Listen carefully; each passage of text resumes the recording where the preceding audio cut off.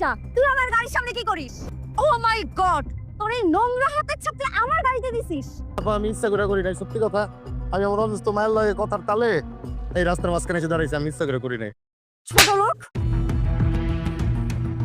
কি রে মা, কি হয়েছে? তুই ওকে থাপ্পড় কেন মারলি?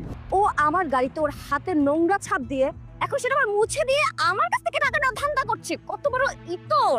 না না স্যার, আমি ওই যে আমার অসুস্থ মায়ের সাথে ফোনে কথা বলতেছিলাম, তো কথার তালে তালে আমি রাস্তার মাঝখানে চলে আসছি, আর এর মধ্যে গাড়ি আসছে, আমি ইচ্ছা করে হাত লাগাই নাই স্যার। আমার হাতটাই নোংরা হয়ে গেছে।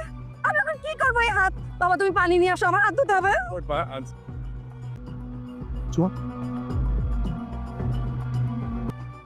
তোকে যদি আর কোনোদিন আমার গাড়ির সামনে দেখি তোকে আমি গাড়ি চাপা দিয়ে মেরে ফেলবো। তোর ছোট লোক সুইপার কোথাকার। উফ, এরকম একটা সুইপারের গায়ে আমি হাত তুলছে, আমার হাতটাই নষ্ট হয়ে গেছে। আমার হাতটা এখন স্যানিটাইজারে ভিজিয়ে রাখতে হবে। কিছু মনে করো না, আমি বুঝতে পারছি যে তুমি ইচ্ছে করে কাজটা করোনি। তবে আমার একমাত্র মেয়ে, তাই কিছু করতে পারি। তুই টাকা সুইপার, তোকে যদি আমি আর কোনোদিন আমার গাড়ির সামনে দেখি তোর খবর আছে। কথাটা যেন মনে থাকে। চলো বাবা।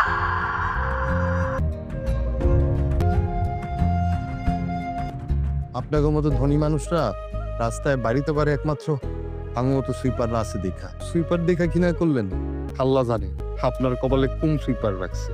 মানুষকে ঘৃণা করতে নাই।